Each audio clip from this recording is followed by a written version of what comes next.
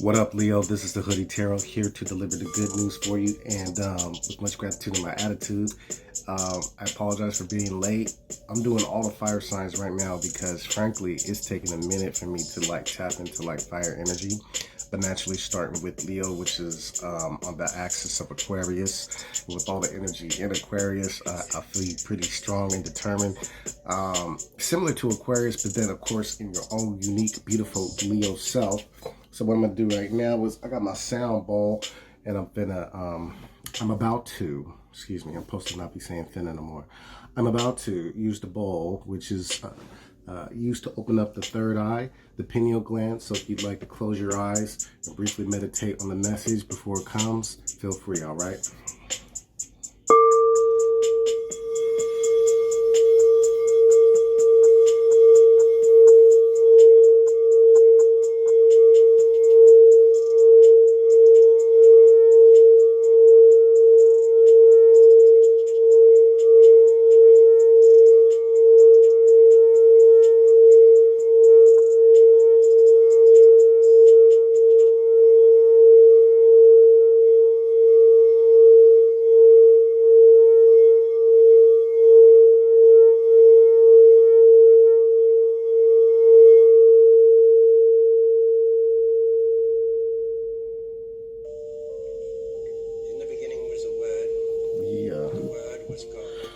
All right. So, Leo, so I felt the number 4 for you, and I think respectively, I think it may have to do with just a need for balance. And so if a 4 card comes out, don't be surprised. But more importantly, let's talk about how your 2020 was for you, right? I believe Leo's had some beautiful changes coming about, and I think with all the energy and thick signs that is Aquarius, we got Uranus and Taurus still. We're gonna look to feel, where being thick signs, we're gonna look to be feeling a lot more shifts. 2021 is a year of changes, right? So let's talk about it. So how the cards feel like, I'm not going to do an oracle right now for you, Leo. I may feel like I should later, but in this case, I don't feel like it right now for you. I feel like this is going to be strictly a tarot reading for y'all. And again, I appreciate y'all supporting me. So if you dig this reading, go ahead and subscribe. Share it with your person or a person if you'd like to. All right. So let's talk about it. 5 being changed. I'll talk about 5 of swords. All right. So during this month, dear Leo, it might have been a story of inner conflict. It might have been a story of knowing where you need to give up, lay down your swords in terms of a verbal battle, or maybe like a personal battle, again, within thought patterns and such. This has been the theme of your January. And of course, with all the energy shifting again, you've had Jupiter and Saturn moving into the first degrees Aquarius. So Aquarius sits right across from Leo. You've been feeling this energy too. So for yourself, Leo, I would suggest, or ask actually, is why do you feel this conflict? Well, as the cards are sitting, how your energy is internally, we have the Star card and the Temperance card, right? So you've got this motivation and this part of you that is like completely embodied.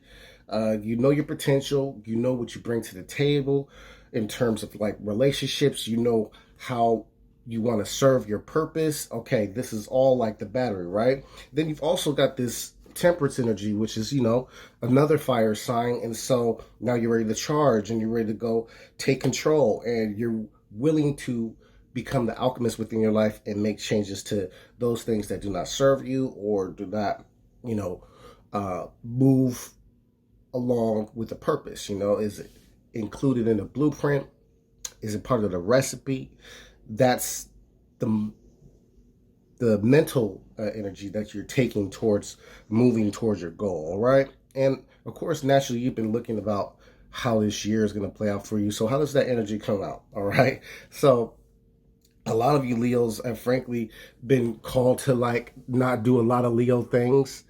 Of course, you know, if you're here in the United States, depending on what state you are, you might be frankly prevented because you know you're a conduit for energy, and so it's natural for you to be out and about. It's natural for you to be around people, to have people compliment you, to have people coming to you for um, advice, or you know, just to be. A lot of people like to be in your presence, and you like to be in the presence of people too. You know, it's where you shine. But this has been a time for you to actually contemplate, right? Because the hermit is soul searching. And so a lot of you have been called to do a little bit more soul searching with all of this star power, with all of this temperance energy, right?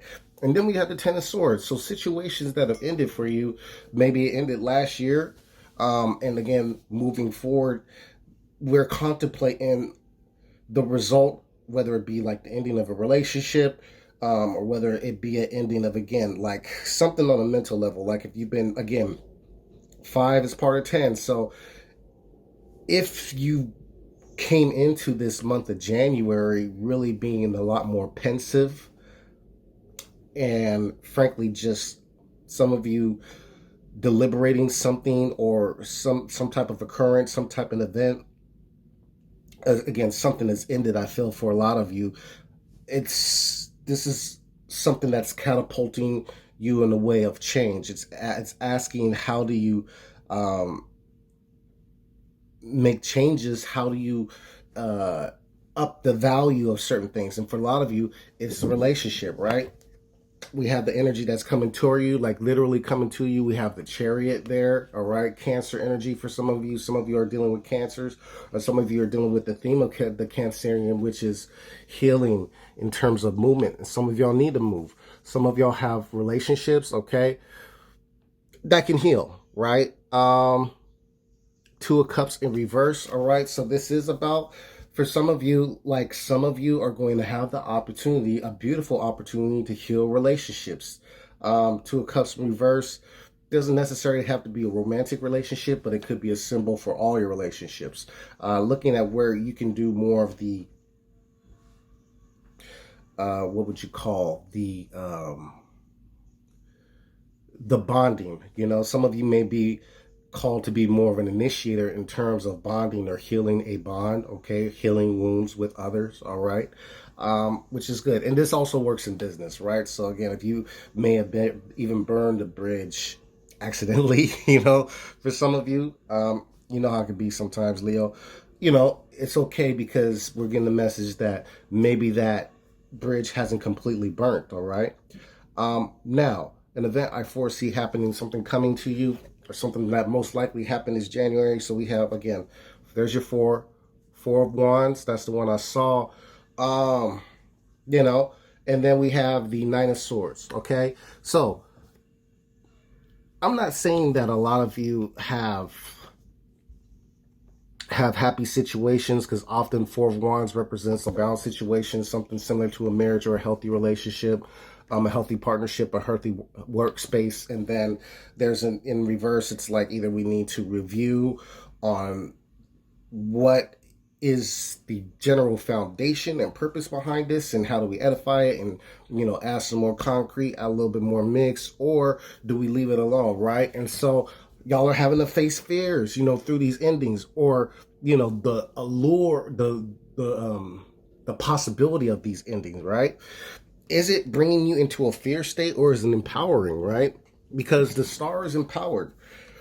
You know, the star is empowered, the temperance is empowered. So if we're looking at relationships, Leo, and they bring you to a space of fear, and we're not receiving reciprocity or healing through genuine interaction, then we have to ask our questions. Is it worth bringing forward into this year, right?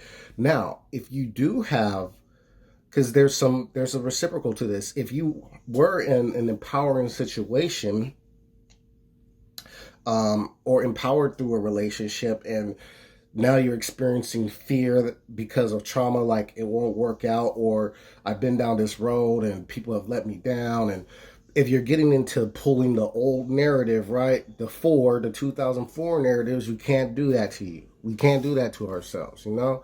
So this is a time where you're facing fears surrounding the balance that is happening, the balance that is leveling up. And, you know, your soul's purpose is going to guide you into what you really need to leave behind and stand by those things, right?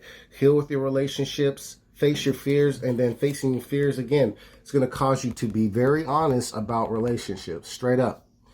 You know, like that's why I didn't think I needed an oracle card. Like this is, you might as well call this a Leo relationship reading. But this is how this is relating to people. It's bigger than romance. It's bigger than crushes and husbands and wives and girlfriends and all that. Like this is how you are emerging to the world and continuing to find your way into collective. And the way you do that, Leo, is by being very brutally honest with yourself in terms of where you show up, how you show up in relationships, right? How you show up in the lives of others, where you need to do healing within self, and therefore also given this beautiful opportunity to participate in the healing of others, of course, in a very healthy way. Got to make that a note as well.